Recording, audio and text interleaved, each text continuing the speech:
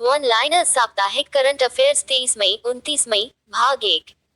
भारतीय reserve bank ने पूर्व डिप्टी गवर्नर बी कानूनगो की अध्यक्षता में 6 सदस्यीय समिति का गठन किया है, जो इसके द्वारा विनियमित संस्थाओं में ग्राहक सेवा मानकों की समीक्षा करेगी। विश्व स्वास्थ्य संगठन WHO के सदस्यों ने टेड्रोस एडनॉम घेब्रेयेसस को अगले 5 वर्षों के लिए अत्यधिक बहुमत से महानिदेशक के रूप में फिर से चुना। रोल्स रॉयस इंडिया के अध्यक्ष किशोर जयरामन को मिला सर्वोच्च ब्रिटिश सम्मान less than span style equals greater than less than span greater than. One liner साप्ताहिक करंट अफेयर्स 23 मई 29 मई भाग 2। भारतीय वायुसेना IAF को विश्व के विभिन्न देशों की विभिन्न हवाई सेवाओं की कुल युद्ध क्षमता के मामले में विश्व वायु शक्ति सूचकांक में तीसरे स्थान पर रखा गया है। उत्तर प्रदेश के ऊर्जा एवं शहरी विकास मंत्री के शर्मा ने संभव systemic administration mechanism for bringing happiness and value portal launch किया है। वन लाइनर साप्ताहिक करंट अफेयर्स 23 मई 29 मई भाग 3। सुप्रीम कोर्ट की वकील करुणा नंदी, बिजनेस टाइकून गौतम अदानी और प्रमुख कश्मीरी मानवाधिकार कार्यकर्ता खुर्रम परवेज को टाइम पत्रिका द्वारा 2022 के दुनिया के 100 सबसे प्रभावशाली लोगों में नामित किया गया है। उत्तराखंड स्वास्थ्य सेवा क्षेत्र में ड्रोन लॉन्च करने वाला पहला भारतीय राज्य बन गया है। विनय कुमार सक्सेना को दिल्ली का नया उपराज्यपाल नियुक्त किया गया है। पंजाबी लेखिका सुल्ताना बेगम का हुआ निधन। प्रसिद्ध पंजाबी लेखिका सुल्ताना बेगम का मई 2022 में निधन हो गया। उनकी पुस्तक शुगुफे बहुत लोकप्रिय हुई। पंजाबी भाषा में साहित्यिक व्यंग्य लिखने वाली पहली महिला बेगम को पंजाबी विश्वविद्यालय द्वारा प्रोफेसर जोगा सिंह पुरस्कार और वारिस दीदी पुरस्कार से सम्मानित किया गया था। उन्होंने पंजाब स्कूल शिक्षा बोर्ड मोहाली के साथ भी काम किया था। IISc टीम ने उन्नत डेटा एन्क्रिप्शन सुरक्षा उपकरण किया विकसित। भारतीय विज्ञान संस्थान की टीम ने एक रिकॉर्ड तोड़ने वाला true random number generator TRNG विकसित किया है। यह डेटा एन्क्रिप्शन में सुधार कर सकता है और संवेदनशील डिजिटल डेटा जैसे क्रेडिट कार्ड विवरण, पासवर्ड और अन्य व्यक्तिगत जानकारी के लिए बेहतर सुरक्षा प्रदान कर सकता है। इस उपकरण का वर्णन करने वाला अध्ययन और less than span style equals greater then x less than span greater then nano पत्रिका में प्रकाशित हुआ है। ट्रायंगल ऑफ सैडनेस ने कांस फिल्म फेस्टिवल का पाल्मे और जीता।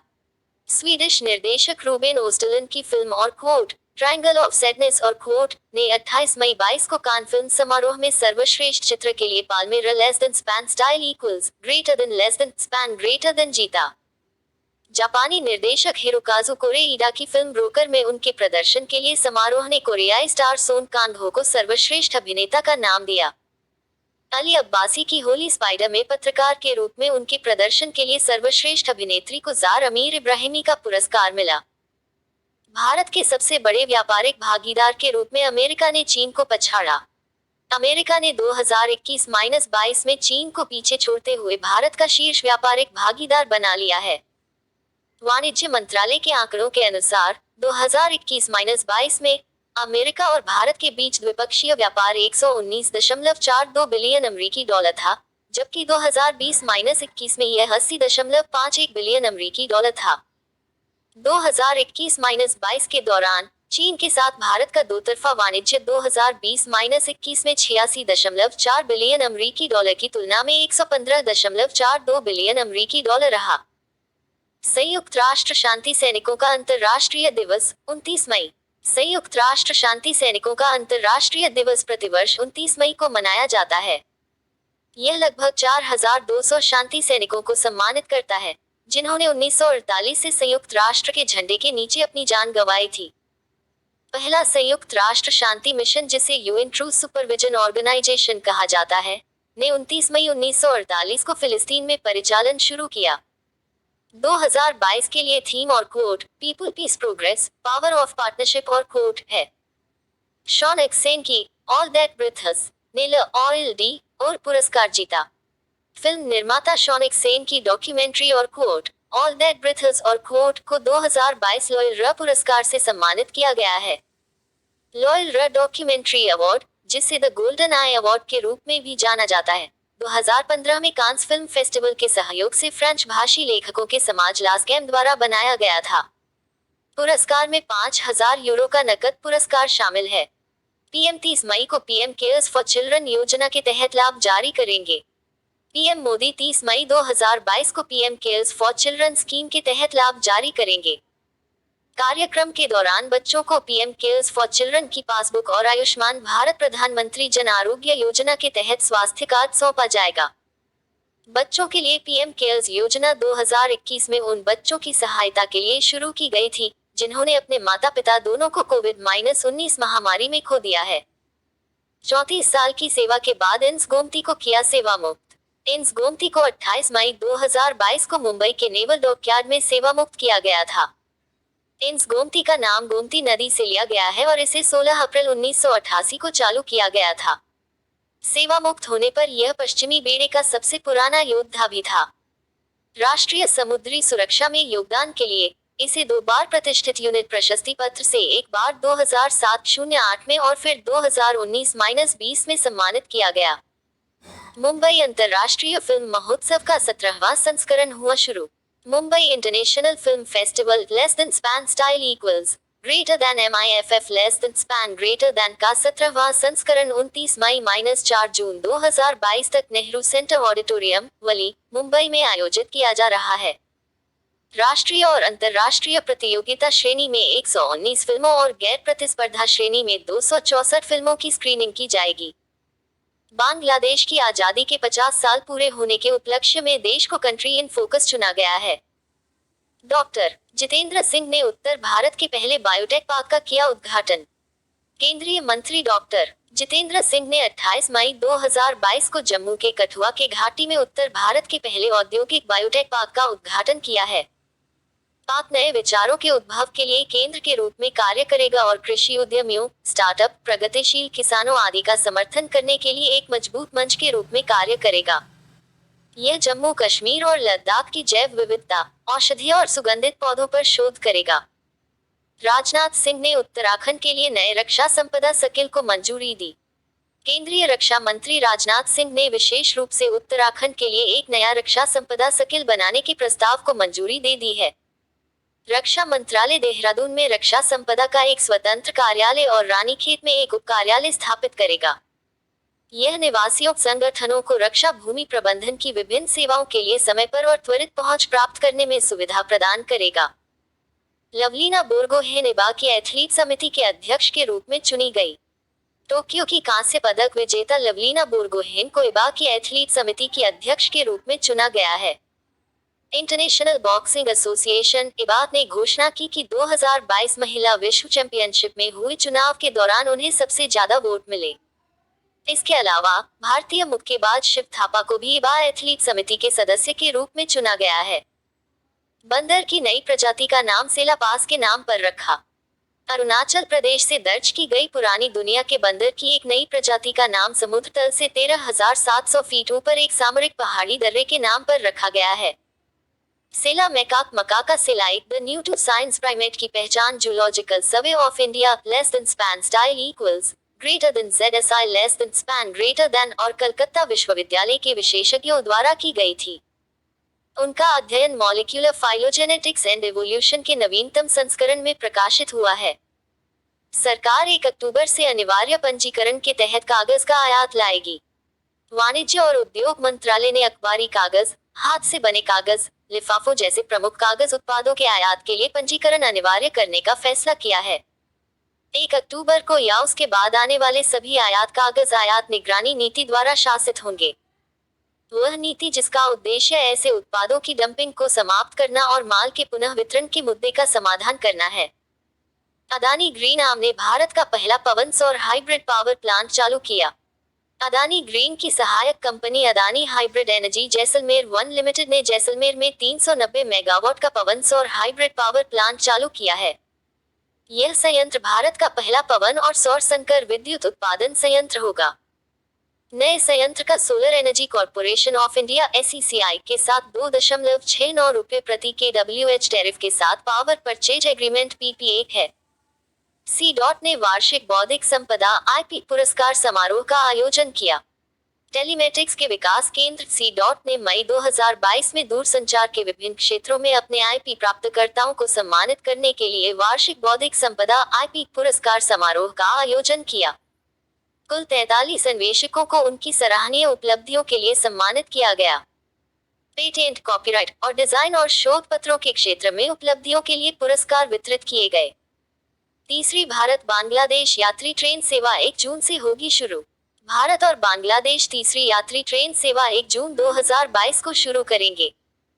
यह ट्रेन पश्चिम बंगाल के न्यू जलपाईगुड़ी और बांग्लादेश के ढाका के बीच चलेगी।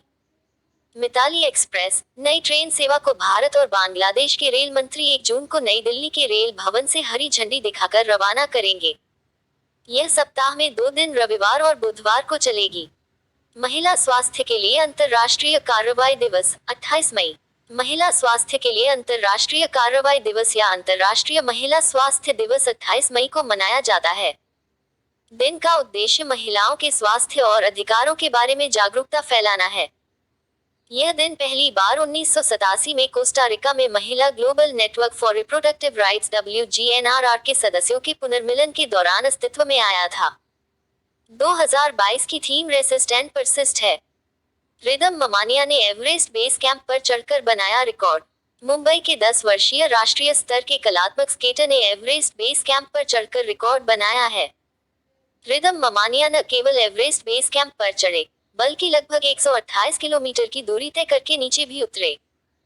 युवा स्केटर को ट्रैक पूरा करने और 5364 मीटर पर स्थित बेस कैंप तक पहुंचने में 11 दिन लगे। वीर सावरकर की 139वीं जयंती 28 मई 2022। 28 मई 2022 को राष्ट्रवादी और स्वतंत्रता सेनानी विनायक दामोदर सावरकर, जिन्हें वीर सावरकर कहा जाता है, की 139वीं जयंती है। उन्होंने 1922 में रत्नागिरी में कैद रहते हुए हिंदुत्व की हिंदू राष्ट्रवादी राजनीतिक विचारधारा विकसित की थी।